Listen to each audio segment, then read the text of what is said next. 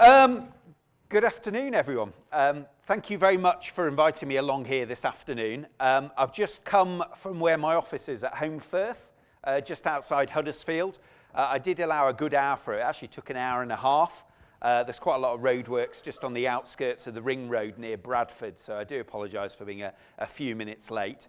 But I really did want to come along here this afternoon and talk to you about politics and journalism. Not least because it's two things, obviously, I've been involved with and I am involved with, but also, of course, I actually studied here myself and then did some lecturing as well. And I always promised myself that I would try and stay in touch as much as possible. So my name's Jason McCartney. I'm Member of Parliament for Colne Valley. Now, Colne Valley is the western suburbs of Huddersfield and two valleys itself. So the valley of Colne Valley, which is Linthwaite, Slathwaite or Slowett, depending on how you pronounce it, or Marsden. And basically, that valley is, if you get on the train from Leeds to Manchester, it's the last few towns in Yorkshire before you go through the tunnels over into the dark side of Lancashire. I am a Yorkshireman, so I can say that. And then I've got the Home Valley in my patch as well, and that's where I live. So I've got Home Firth, which is where my constituency office, last of the summer wine, and the village of Honley just outside, and that's where I actually live. My mum and dad are my constituents. They live in Home Bridge, which is at the bottom of Home Moss, just before you climb up the hill there, and that's where the Tour de France came through last year. All told, I have 82,000 constituents. So 82,000 people over the age of 18 who can vote. Just as a comparison, that one of the next door constituencies is Huddersfield, and the MP there, Barry Shearman, has 67,000 constituents. So I have 15,000 more constituents to look after than Barry does.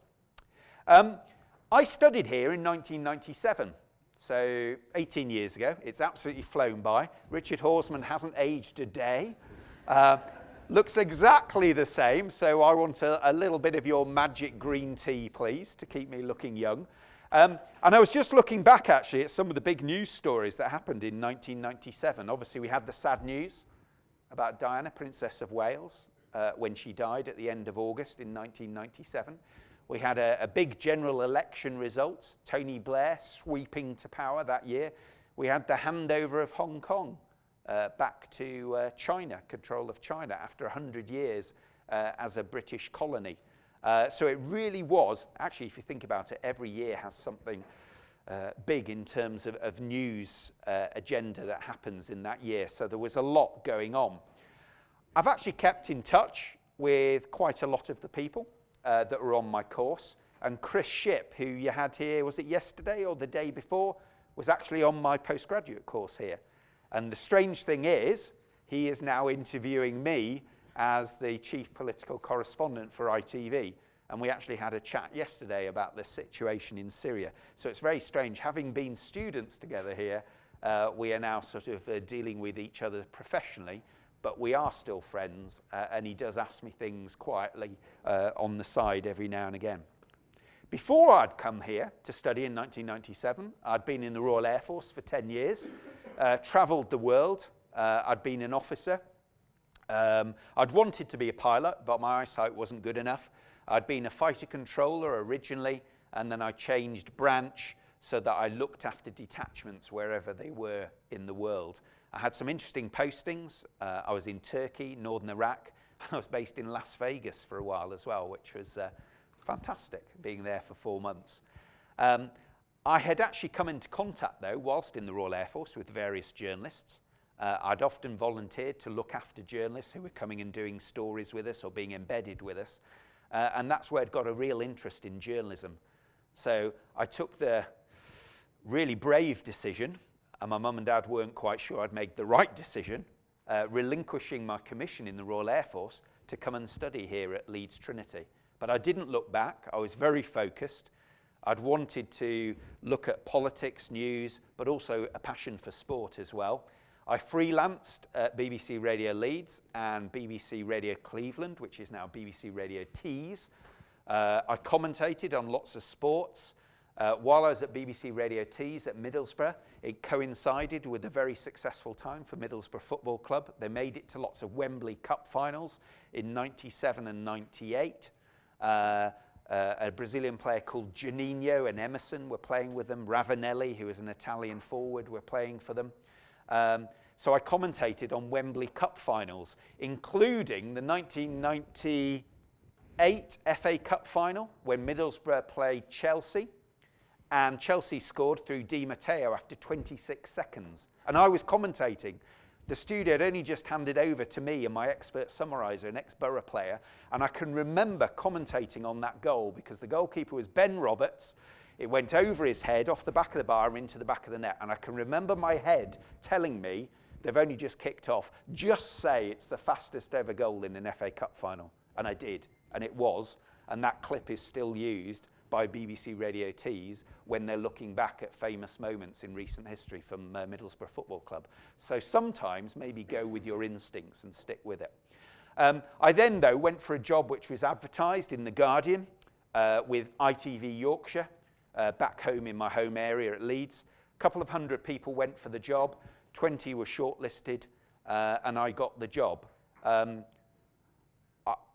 I'd done some work experience there. Jack was just asking me about any advice. Obviously, it helps if you've done work experience somewhere. I knew all the local knowledge. There was actually a quiz about local knowledge, so I knew the area really well. I'd researched it. I had some story ideas. So I was quite confident going into the interview, but it was still a very, very tough selection process. It was a great time to be at ITV Yorkshire. Again, lots of big stories going on.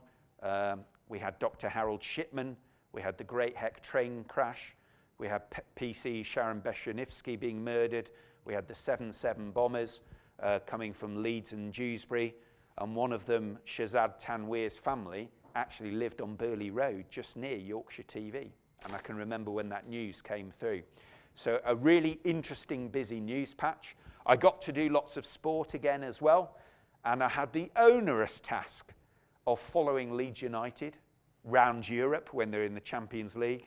So I had the onerous task of going to Florence in Italy, off to Madrid, going to Barcelona and Moscow. So it really was a fantastic, interesting time.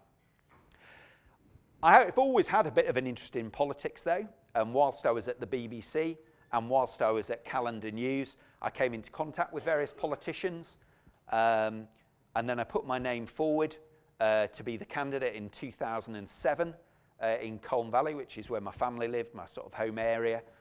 3 years before the general election was. I was successful at the general election in 2010, and then I was re-elected in May this year, and I'm very proud after 5 years of hard work. I got the most votes for an MP in my constituency for 80 years, and the largest share of the vote for 75 years. And I'm very proud of that. Me and my team worked really, really hard. In this Parliament, I've just gone on to the Culture, Media and Sport Select Committee for a number of reasons. Firstly, I have a journalistic background and we're doing the future of the BBC. And yesterday, I was quizzing Ashley Highfield, who's the boss of Johnston Press, about the future of the BBC and the future of the press. And we can maybe talk about that in a moment when you want to ask me some questions. We've had Lord Hall, various BBC bosses in front of us. So it's a really interesting committee to be on. We're also talking about blood doping in sport. We've got Sebastian Coe coming in front of us in about 10 days' time. We're also talking about the provision of high-speed broadband across the country. And we quite often talk about catch-up services, watching things online. In my village of Honley, I'd actually quite like just to have a phone signal, let alone watching something on iPlayer.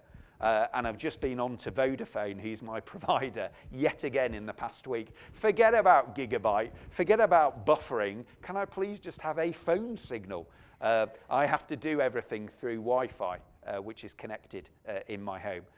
I'm also on the NATO Parliamentary Assembly. Obviously, I have a military background. That is made up from parliamentarians from the 28 member nations of NATO.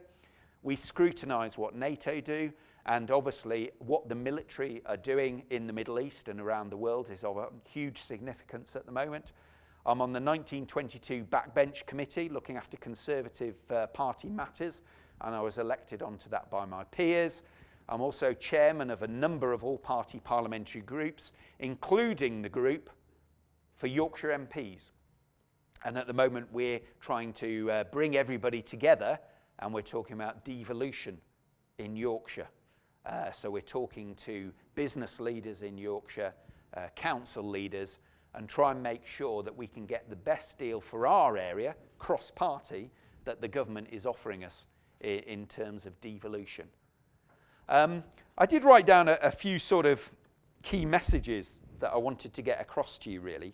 And having worked with Chris Shipp, I would say when you're dealing with members of Parliament or council leaders, please remember we're human beings.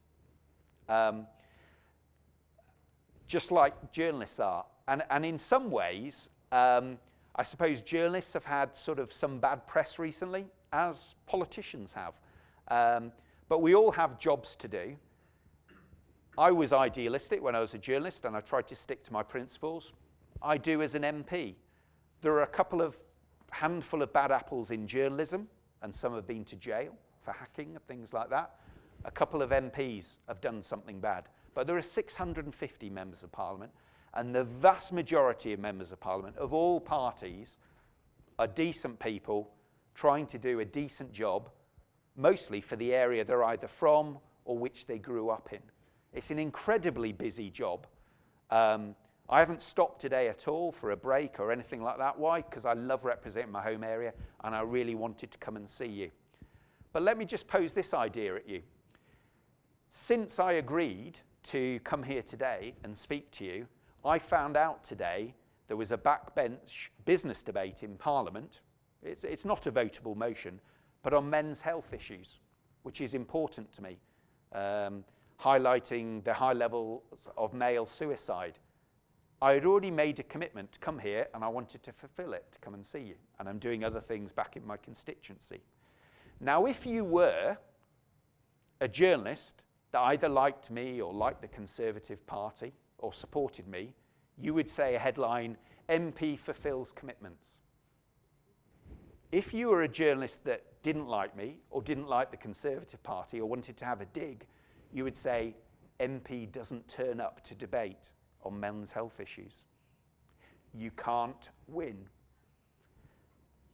That is just an example of sometimes what we're up against.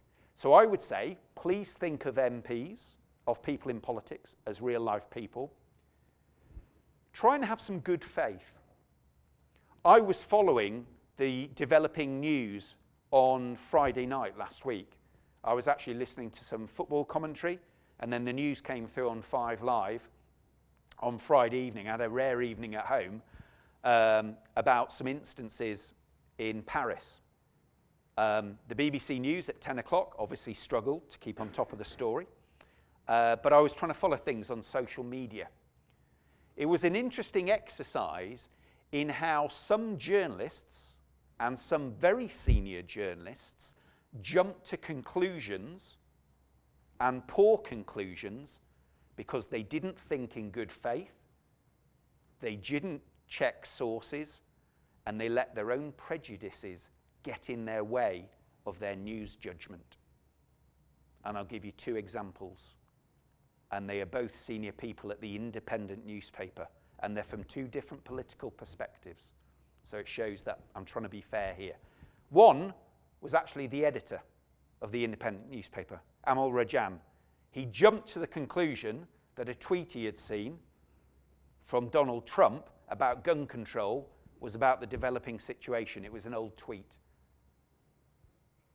He let his judgment or his view of Donald Trump, i.e. not supportive of his politics, and I can't say I am either, to get in the way of maybe how he would have checked his sources in other circumstances, or actually thought, has he really tweeted that now, tonight, as this story is developing? In the end, Amal had to apologise and delete his tweet. He shouldn't have done it in the first place. The second one is from John Rentoul, senior political correspondent at the Independent newspaper. He tweeted something along the lines of, I suppose Jeremy Corbyn will say we had this coming because of our foreign policy in the Middle East. He's not a fan of Jeremy Corbyn. I'm not really either. But I wouldn't tweet something like that. You know, I would think in good faith. Again, John Rentoul apologised for that and deleted the tweet. So what I would say to you is, please don't let, and I would admit none of us are impartial now. There is no one who is impartial in journalism. No one is impartial in life. We are all participants, and journalists are participants in the process. If you're a journalist in 2 years' time and you contact me for the first time, do you know what I do? Look through your Twitter feed. And when I see it's a constant stream of retweeted Mirror newspaper attacks on David Cameron, I know you're not going to be supportive. But I understand that. So I will obviously think in a different way. I'll leave with that journalist. So please, please, please, think in good faith, check your sources and keep your wits about you, because you will quickly get yourself a reputation with MPs, with council leaders, and with other figures. So that's my sort of advice to you. But try and think in good faith. If someone has tweeted something or said something which you think can't possibly be believable or it's too outrageous to believe, don't suspend it because of your prejudices. Just look into it and see whether that was real or not. You know, and on Mr. Corbyn, I would say, quite frankly, I don't care whether he nods or not, whether he kneels or not, whether he can recite Incy Wincy Spider or not. I'm concerned about his policies. There's too much in our press about things which don't really matter and are all prejudiced, either anti or for a character. And for that as well, you know, malicious gossip about pigs' heads and things like that, just to balance it out politically. On that note, while I take a slurp of coffee, I'd like to open it up to you. Please ask me absolutely anything you'd like. I suppose the temptation would be that we start talking about politics per se, but I would probably, it's up to you, I would like to try and help you, give you a political perspective in dealing with journalists. I've done, I'll just say one thing. Someone put their hand up there. Dean was just putting the microphone on to me. And I did ask a little bit earlier on this week, Mike Best, whether it was Chatham House rules or not, whether it's on the record or not. It's being recorded, isn't it? I would actually say, this day and age, for a politician, there is nothing off the record, really. It all gets reported. And I would like to think there is nothing that I say in my personal life, when I leave here later, or when I'm in my car having done an engagement, that I wouldn't say in public. And I think it's important for politicians to think about that, to not be hypocritical, because you do get found out in this day and age. So that's something that I know. I hardly ever swear, for example, because I don't want to be caught out, but that's just the way I am. I think I swear every now and again when Huddersfield Town have let their 5th goal in with poor defending. I am a season ticket holder at Huddersfield Town. But that's about it. I don't have any unpleasant views. And it's important to be authentic and genuine. So I consider, when a journalist rings me up and say, can I ask you something off the record? I would just say what I was going to say anyway. But I actually now don't think anything is off the record.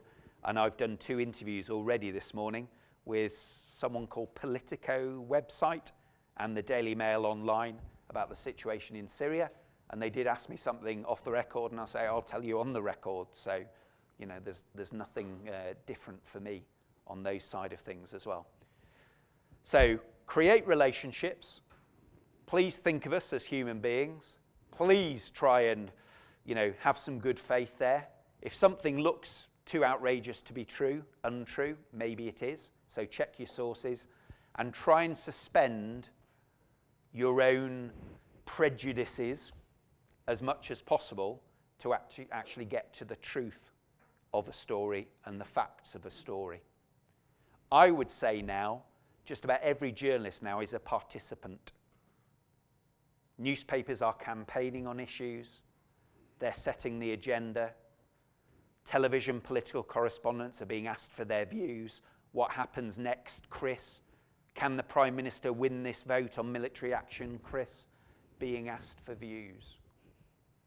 So journalists are now participants, not just commentators. And when I was training as a journalist, we were becoming commentators. Journalists are now participants in the political process. Right, hands up. Any questions at all, please? Anything at all? I'll start at the front. Yes? As a Conservative MP, yeah. Frustrated it took Louisa Harris's certain other things to get the emails and the phone hacker and the phone taps in place, which you've asked for 2 or 3 years ago. How frustrating is it now that it took something like Paris for people to be, yeah, it's okay for us to do?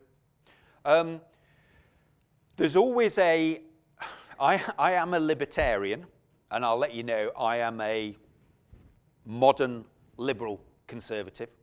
I joined my party because of David Cameron. I voted for equal marriage. I'm a man of the modern world. I try and judge each issue and how I see it, and I didn't say I voted against the government, over 65 times in the last Parliament. That's why I'm not a government minister, because I listen to my constituents. Although I am their representative, not a delegate. So I listen to all the facts. It is difficult to make the argument on this, because libertarians, and that's me inside, I don't want anyone reading my emails or my texts or knowing who I've called. That's my own personal view. And after the TalkTalk situation, I don't have any confidence in TalkTalk or Vodafone, who can't even give me a phone signal, let alone look after my texts, to see me moaning on about Huddersfield Town, to actually restore that data safely and securely. There is a data communications bill coming forward, but it was interesting to hear Andy Burnham, who's the Shadow Home Secretary, saying last week, and I was in the chamber when he said it, this is not the Snoopers Charter. But one of the challenges any government has is between balancing civil liberties, between security. And you're right, it's polarised, the Paris terrorist attacks. The balance even more maybe push things more towards security than civil liberties.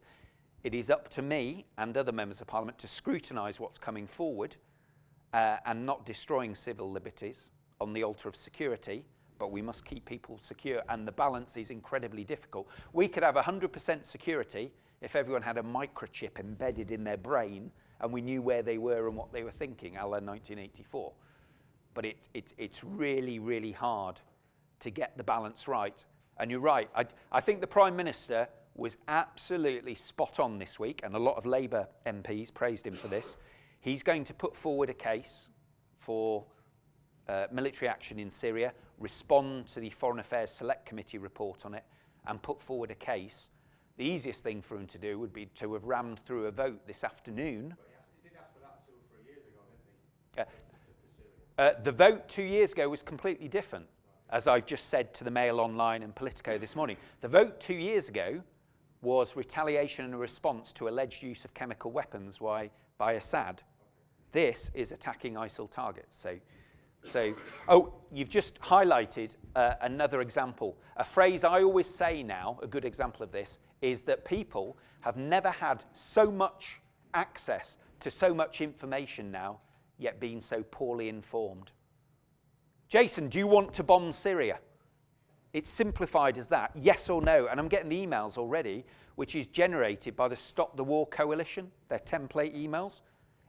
The Stop the War Coalition don't want any bombing at all, and I respect that view. But there will actually be a case put forward. I don't want to bomb Syria. I don't want to bomb civilians and children. That's what it's not about. But it might be at some point, we might be asked, would we bomb because we are taking out ISIL Daesh targets in northern Iraq? As Mike Gapes, the Labour MP, said in Parliament yesterday, why should our tornadoes stop at taking out a Daesh ISIL target 5 miles over the border when they've just taken out a similar target 5 miles inside Iraq? But these things are simplified. Jason, are you for or against bombing Syria? Well, obviously I'm against it, but I'm for security and innocent women and children not being slaughtered here in Britain and Europe. So Things are always a lot more complex and complicated than the little Twitter characters allow you to say. Cheers. Yes? As somebody who's served many different roles, if you were still an acting journalist, what would be your ideal question to ask Parliament right now? Oh, gosh. I think one of the interesting elements is that the old political thinker, Edmund Burke, are members of Parliament now representatives or delegates? My inbox is jam-packed full every day of campaign emails. And you must listen to us, Mr. McCartney, as they've just typed in their postcode and that's it and pressed a button. You must listen to us on this issue and represent our views on this, when obviously they are being given a nuanced view by a campaign group. I don't know if anyone here has heard of a group called 38 Degrees. They are an online campaign group. They're a left-wing campaign group, and I fully respect them. I agree with some of the things they campaign on, but they never do anything supportive of the government and nothing critical of a sort of left-wing position. But that's fine, I know where they're coming from. So the big question would be, is Parliament there, are the members of Parliament there as delegates and have a constant review of opinion polls and go with the latest opinion poll? And the latest opinion poll said this morning, go bomb in Syria, close the borders and stop all refugees.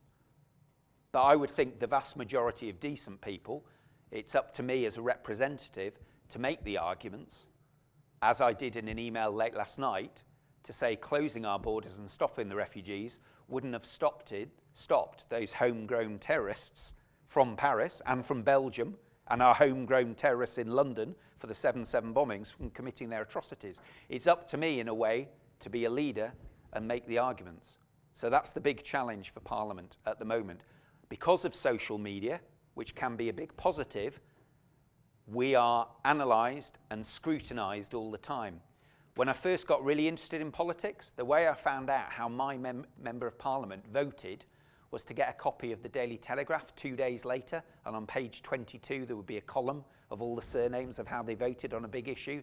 Now, if you sign up to They Work For You, you get an email alert within 5 minutes of how I voted on a topic.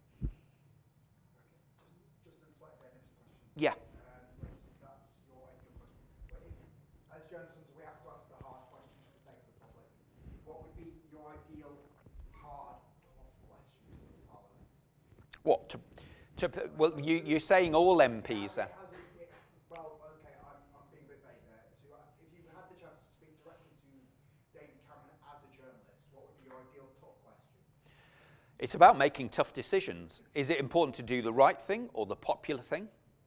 Is it important to do the right thing or to be seen to be doing the right thing? You know, I actually quite feel sorry for, I'm being recorded on this, aren't I? I actually, no, I'm going to say this. Right, here's your quote, folks. Stand by for the quote. My office in Parliament, across the way from me, is Nick Clegg, yeah, former Deputy Prime Minister. His party, and I was a Liberal Democrat for a year because I disagreed with the Second Iraq War. I'd been there. There was no need for it. And I'm proud of that background. I think he's a really good, decent guy. And he did the right thing in 2010, coming into the coalition, because there would have been chaos because of the economic situation. He did a really brave thing. He did the right thing. And unfortunately for him and his colleagues, his party was decimated at the elections. So he did the right thing. You know, I wonder, in retrospect, whether he thinks he did the right thing. But I think he did do the right thing. And I hope history will be very generous towards him and his colleagues for what they contributed towards the coalition. So I would say, do you do the right thing or do you do the popular thing? And sometimes it's only a few years after where people actually appreciate or see things differently. Thank you very much. Yes. Controversial point. Looking for a quote, effectively. How awkward is it going to be for David Cameron over the coming months to convince Europe that he would actually leave Europe, but to, at the same time, to try and convince the electorate that they're better off staying in Europe? I think the great thing is we're going to have the debate. It's been a festering sore for ages. I've never had a vote on our position in Europe. It was many, many years ago. Did you vote on it, Richard? Were you around then? No, you're only 23, aren't you? No. So a long, long time ago. So I think anyone, our age, didn't have the opportunity to vote on it. He delivered that referendum. A lot of people actually, at this last general election, were sceptical about it being delivered. So it's been delivered already. We're going to have it before November 2017. The bill is still going through Parliament, actually. There are various amendments about age groups and who's going to vote and when it will be and how it will be formed. But the good thing is we're going to have that vote. And that's what democracy is all about. The easiest thing for him to do would have been to kick it into the long grass. But he's going to front up to it. We're going to have the vote. And then hopefully the country will abide by it. However, having seen what happened in Scotland after the independence vote up there, it's not exactly as if the issue has gone away up there. So it'll be interesting to see what happens. And coming back to your point about security, which what's happened now, a lot of what's happening with the terrorist attacks, the movement of refugees across Europe, has become very relevant towards the future of our relationship with the EU. And if you want to quote, I'm pro-European, but I'm anti-EU. Yes? You spoke about how journalists kind of sometimes go to MPs' private lives quite a bit, but as a journalist, it's kind of like our duty to also know, like the interest of the public. So with like the MP expenses, do you think that was a good excuse to go into people's private lives? There was a public interest there. Yeah, we've got to be good value for money. But there is a big judgment call, isn't there, on, what is in the public interest. There was an interesting snippet on, what's the political correspondent of 5 Live called? John Pienaar. John Pienaar, I listen to 5 Live all the time, sport, politics, and good. He does a Sunday morning politics show called Sunday Morning Politics at 10 o'clock in the morning. He did a quick fire session of questions to a colleague of mine, James Cleverly, and asked him, has he done drugs? He said yes. Has he watched online porn? He said yes. He then did snog, marry, avoid. Theresa May, snog, marry, avoid. Yeah? It got a lot of media coverage the next day. But you could ask, how much of that is titillation? How much of it is relevant to the job that James is? Fair play to him, he was honest. And he's actually had a lot of really good positive response to that. Please don't ask me any of those questions. He's had a lot of positive, response to analysis. So you could ask, how relevant would the one be on drugs, have you used drugs, if we're about to start legislating on decriminalisation of cannabis? Would there be a public interest there, do you think? Yeah, absolutely, potentially, yeah. Remember, of course, as members of Parliament, if we're talking on a subject where we have a financial interest, you have to declare it before you speak about that subject or ask a question. So some MPs have a second job. I don't have a second job. So say, for example, if I was on the board of Coca-Cola and we were talking about Jamie Oliver's sugar tax, and I was saying, no, it's a bad idea, I'd have to declare I was on the board of Coca-Cola because that's relevant and things like that. So what I'm trying to say is sometimes you're right, there is a public interest if it's relevant. And if you go back to when I was here in 97, it was the end of John Major's government. John Major stood up and said something like, we're going to have back to basics, good old morals, and basically all his ministers were up to no good. So it all came back to haunt him because it was in the newspapers every day.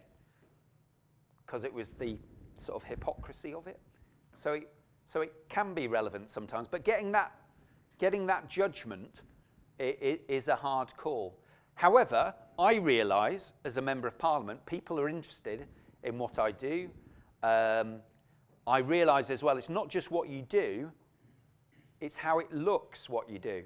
I was coming back on the train a month ago and it was packed. I came back last night, had to stand up till Peterborough. Obviously, go standard class, buy my tickets on thetrainline.com to get good value. They declassified first class because it was so packed. So people with standard class tickets could go and sit in first class, which was a good idea.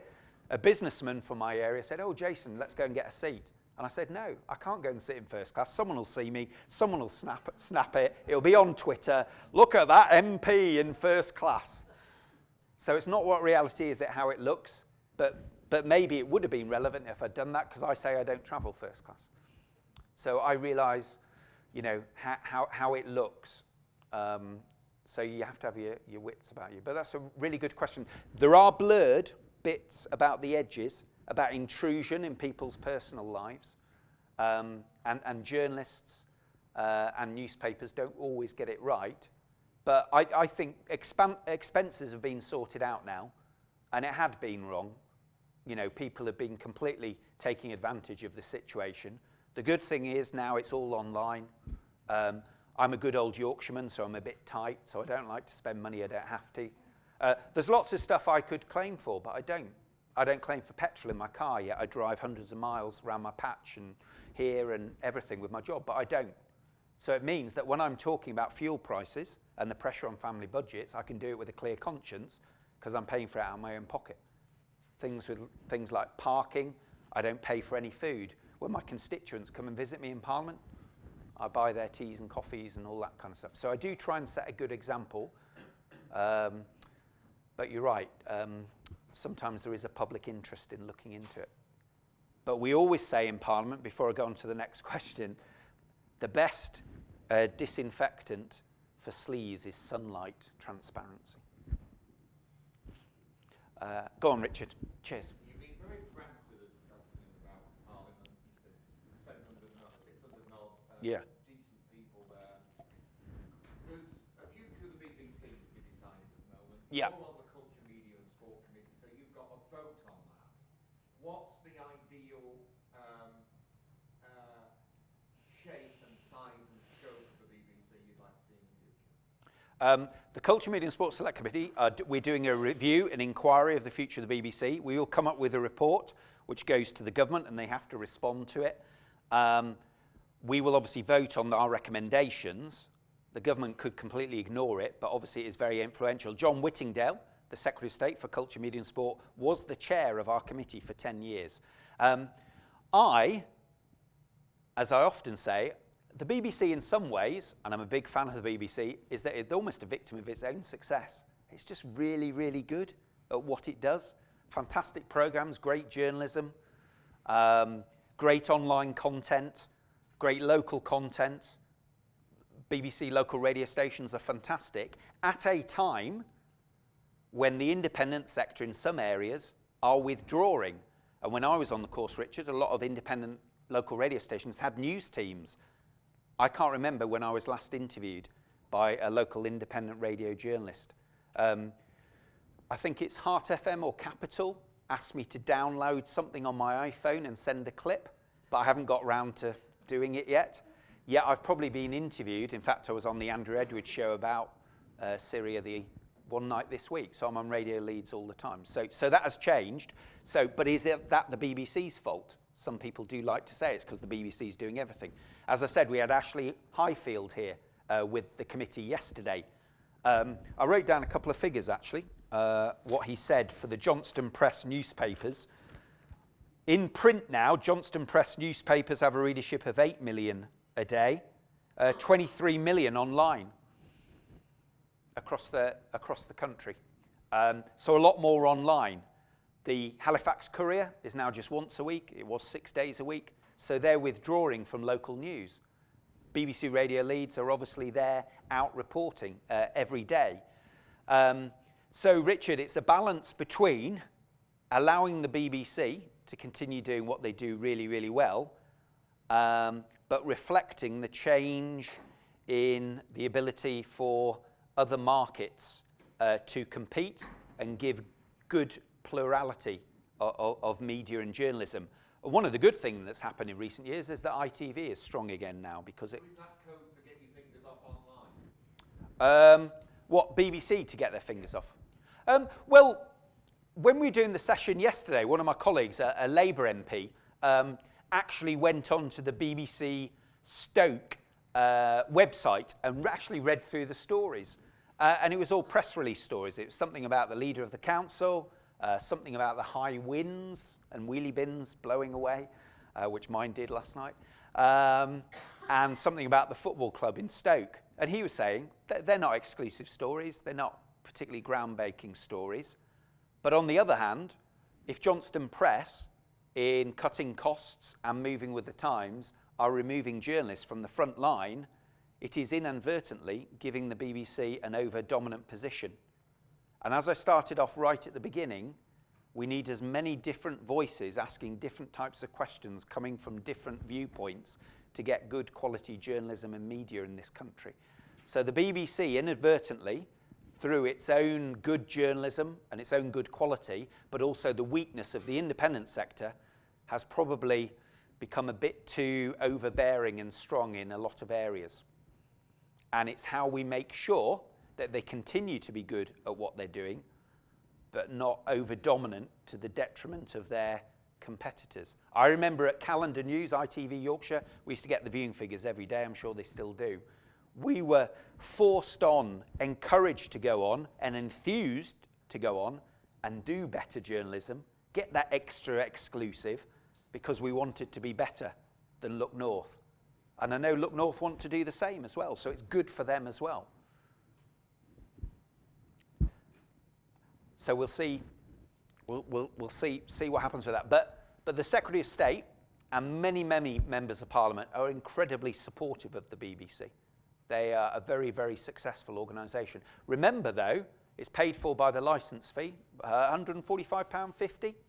And as technology changes and people are watching catch-up, my daughters don't watch any live TV now. They watch Dumping Ground on CBBC on catch-up. They watch 10 episodes in a row sometimes. You know, how will they be paying their licence fee or the money to pay for the BBC in years to come? And that's something we need to think about as well. So there's a lot of elements in the mix.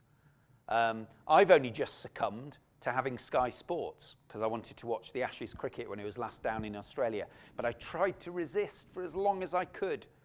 But it was the only place I could watch live sport. I want the BBC, and I saw Barbara Slater, the head of BBC Sport, on Monday night in Parliament, because I'm vice chairman of the Rugby League group in Parliament, and she was there. And I thanked her for the BBC's commitment to Rugby League. So the Rugby League Test Series was live on BBC One, BBC Two, an exciting end to the series on Sunday night, I think it was, Saturday evening at Wigan. And they also cover the Challenge Cup, and they have good local radio coverage as well. But that is something nobody else does. So we need to make sure the BBC can continue to do things that nobody else does, but also compete with Sky and the other broadcasters. I could go on about it for ages. Yes? You say that you're anti-EU. Yeah. Who do you think the front runners are? I just think it should be lots of different voices, really. Have a good open debate about it. I'm a Democrat. I want people to think about what the real arguments were. I went to Norway a couple of weeks ago and met Erna Solberg, who's the Prime Minister of Norway. And we were talking about how Norway is doing well outside of the EU, but there are complicating factors because they have a lot of oil revenues, a bit like Scotland, really. So they have a sovereign wealth fund, so their economy is slightly different. I actually want, you know, I'm not rabidly one side or another in the argument, but I want what's best for our nation. And I don't know if you remember, a couple of weeks ago, there was loads of stuff on Twitter and Facebook about this. There was supposedly a vote to get rid of VAT on sanitary products and tampons. Hands up if you heard about that campaign, did it? Oh, a lot of you. So I was bombarded. Jason, are you going to vote to get rid of VAT on sanitary products? Because they're not luxuries, they're necessities. They are necessities, yeah, absolutely. I've got 2 daughters. I'm well aware of that. However, the vote was not to scrap VAT. We can't do that because of our relationship in the EU. EU states cannot vary rates of VAT because it's anti-competitive. So what the vote was for our finance minister to go to the EU Financial Commission and negotiate with other states for them to be able to vary their VAT rate as well. So there's two elements of that. One, the issue, we should have been able to decide in our own parliament. And again, coming back to the snippet of a headline on Twitter, are you for or against VAT on sanitary products? Well, I'm against VAT on sanitary products because they're a necessity. However, that wasn't what the vote was about. And I spent coming home on the train that night tweeting back to 105 people who had tweeted me. Please have a look at what the motion actually said. So there's just a small example of the frustrations that you can sometimes have. But I'm on the NATO committee, so I work with members of parliament from Europe all the time. I want us to work well and closely together, but I do believe in democracy. You know, if people don't like what I do, they get their tweets and texts to tell them how I'm voting, they can get rid of me. You know, I'm not sure about what the European Parliament does for our benefit, to be honest. And I think people should be accountable and transparent and democratic. So that's my sort of logic for it, but not in a rabidly anti-EU kind of way, for positive reasons. Yes? I was in a class the other week, and in the top 5 job roles for people of interest, politicians and journalists are in the top 5. How do you think we can regain the public's trust? Yeah, I sort of referred to that a little bit earlier, didn't I, really? Do you know what? I've just talked about how hard it is sometimes to get your message out there. So do you know what I do? I work blooming hard going out and about in my community. So I go to Rotary clubs, I go to schools, I go to colleges, I invite schools and community groups to Parliament to come and actually meet me. And I actually explain what the reality is, and they go away, and I show them my diary. You know, I show them, like on Monday night, we're voting till 11 o'clock at night, having left home at 8 o'clock in the morning on a Monday. You just work straight through. I explain to them things like, when Parliament is in recess, I'm not on a beach for 7 weeks. I'm working in my constituency office with my 4 members of staff. In the same way that when a radio journalist isn't reading a bulletin, are they on holiday or not working? No, they're preparing for their bulletin and reading things like that. So all we can do is work hard, get the message out there, you know, be positive advocates. But unfortunately, there is a lot of corrosive cynicism out there, really. And that is one of the downsides of social media.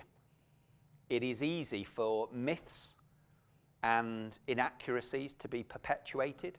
There was a thing going around on Twitter, my Twitter handle, by the way, @Jason McCartney, so you can have a look or tweet me at some stage. There was 2 photographs of the House of Commons chamber. There was a picture of an empty House of Commons chamber, and it said MPs debating support for people on low income, so an empty chamber with 2 people. And then there was a picture of a full chamber saying MPs debating their own pay rise. A jam-packed full. So how bad does that look? Those photographs, the full one was actually from PMQs, so a full chamber, because we're all there Wednesday lunchtime. We've never debated our own pay. It's an independent body that decides it. We've never voted on our own pay. MPs used to do it years ago. We stopped ourselves from doing it because it was the wrong thing and gave it to an independent body. The debate with not many people there was an adjournment debate towards the end of the evening on a particular local issue.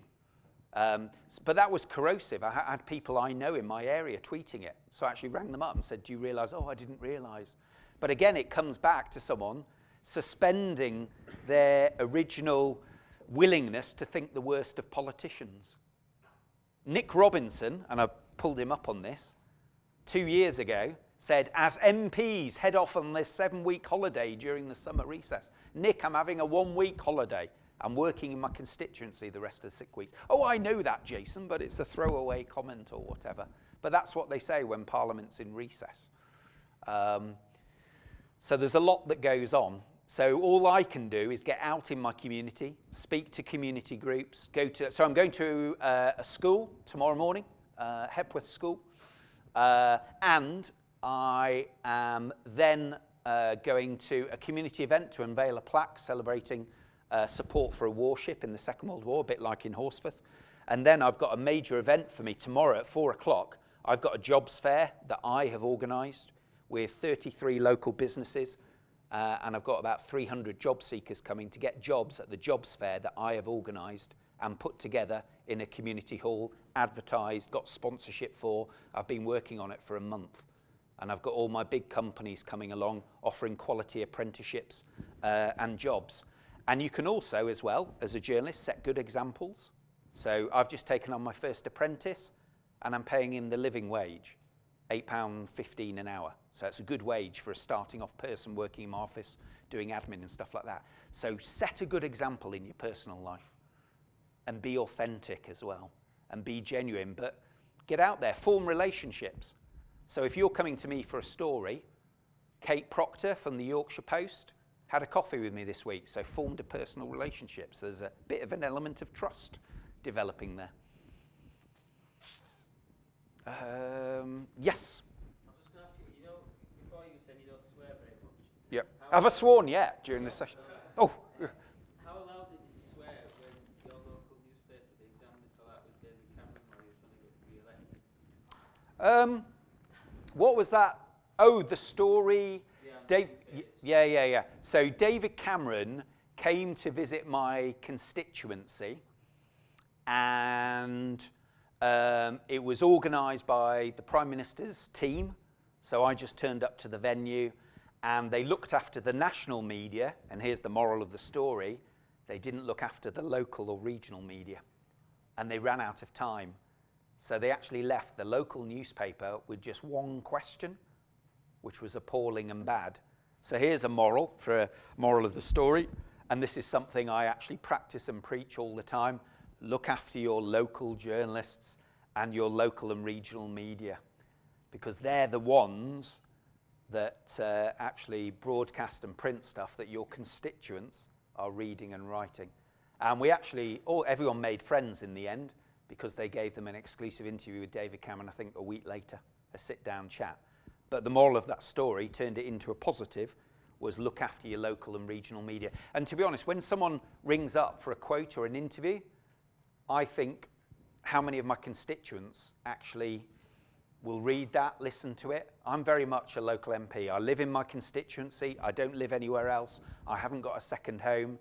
I go down to London, and quite frankly, I'm itching to get back up to Yorkshire as quickly as possible. It's far too busy and down in London. So I usually try and come back late on a Wednesday night. So look after your local media and form relationships with them. I've got all my local journalists on my phone. They text me, ring me. I've formed really good relationships with them. I mean, the Huddersfield Examiner are owned by Trinity Mirror Group. Trinity Mirror Group, the Mirror Group, aren't necessarily the most supportive or positive of the Conservative Party, but I think I cut through that. They know I'm a good, hard-working local MP, and I will always make time for them. And in fact, I've just written to the editor of the Huddersfield Examiner about freedom of information legislation, so I work with them and listen to them on things that the government are doing that might affect local journalists as well. Yes? Okay, cheers.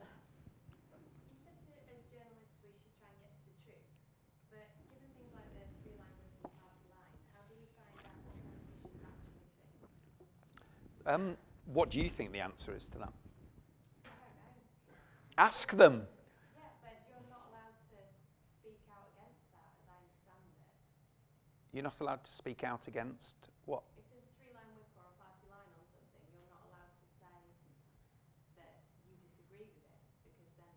I did it over 60 times in the last Parliament, including a lot of my colleagues do as well. We are allowed to. Look, it's a really good question, and I see where you're coming from. As a Member of Parliament, I made my judgment very early on that the people I answer to are my constituents. I try, after a really busy day, I try and sleep at night with a clear conscience, knowing I've done my best. I can't always do the most popular thing, because the most popular thing would be to spend more money on everything. And you can't. There is no magic money tree. Eventually, everyone will go bankrupt. But you're right, there's three-line whips, but sometimes on a three-line whip, but a three-line whip is basically delivering your party's manifesto commitments. So I stood on a manifesto, and it's probably important, I got over 25,000 votes, that a lot of those people wanted that manifesto. So, but sometimes, if I vote against, I'll explain why. If I voted for it, I will explain why. And I hope whoever your local Member of Parliament is, or please keep my contact details if you ever want to contact me. And I'll say this to all of you, you have now got a supportive, friendly MP that if you go on and work in journalism, please use me. I will always explain how a vote works or what the rationale is behind it or anything like that. So when there's a 3-line whip, it's to get some legislation through, and basically it's to get attendance. There are party whips for all parties, and the idea of it is that when they go to their party leader, whether it's Jeremy Corbyn or David Cameron, when a vote is taken, the party leader wants to know whether his side or her side is going to win or lose that vote. Because sometimes people are given an allowance, it's called slipping, to be away from a vote. And a party leader doesn't want to lose a vote knowing there were 10 people allowed to be away for an intergovernment meeting, a conference, or a personal issue when they know they could have been there. But each Member of Parliament will always explain why they voted a different way. Jeremy Corbyn's going to have a big problem next week. It looks as though on Tuesday, it's called Opposition Day, where Opposition Day parties can have a motion. It looks as though on Tuesday, the SNP are going to have a motion on Trident renewal of nuclear weapons. Jeremy Corbyn stood on a platform of getting rid of nuclear weapons. Heaven knows where he is on that now. He's all over the shop, and his MPs know he is as well. So he is going to have to decide whether he sticks to his principles and what he was elected on and has a 3-line whip, in which case he'll have loads of resignations and he won't be the leader this time next week, or he fudges it and he probably won't be the leader in 2 weeks. So it works for both parties. But just ask an MP and they will always explain. So I voted against the rise in tuition fees in December 2010 because I was worried. I didn't go to university. I joined the Royal Air Force straight from school, and I'm just a regular person standing up for my area. I was worried the message it would send out to people from low-income backgrounds that they wouldn't be able to afford a university education. And I explained that to the Prime Minister, and they accepted that. But I didn't go, they wanted me to go on Newsnight and slag off the policy. I didn't do that, because I was doing for what I believed in. And obviously I'd done some lecturing in a college situation, and I'd done some work at Leeds Met University, Leeds Beckett as it is now. So, but please, please, please, if there's anything you're not sure about, please get in touch with a local Member of Parliament to explain it or anything like that. But sometimes you do need, to give this a sort of summary, some kind of party discipline. You cannot have 650 independents because nothing would happen. You would have logjam. No one would make the difficult decision. Do we have to renew Trident nuclear weapons? I don't want to. But I'm going to vote for it. Why? Because it's an uncertain world. We don't know where we're going to be and what the future is of the United States. Yes, it's a hell of a lot of money. The easiest thing would be to not renew it and spend the money on education, health and schools, really important areas. However, sometimes I'll have to make a responsible, as a representative, decision. If you had 650 independents, no one would make a responsible decision. That's the problem. So you do need a party discipline and some structure to get through things, because there isn't a finite amount of money. I'd love to spend more money on FE. I was in the debate yesterday. I'd love to spend more money on our health service, on breaking down inequality, on supporting people into work, on apprenticeships, on even filling potholes. But we'd go bankrupt, and we'd be in the situation in Greece where they're closing hospitals and they're closing schools. And I don't want to be in that situation. So sometimes you do need some discipline to get difficult decisions through. I could go on for ages, but that's a brilliant question. Well, you know, democracy, Syria, Iraq war, Europe, tampon tax, Huddersfield Town, we've covered the entire gamut in just 1 hour. And I think you'll regret it's a brilliant, really lively and entertaining end to Journalism Week. So can we thank Jason very much?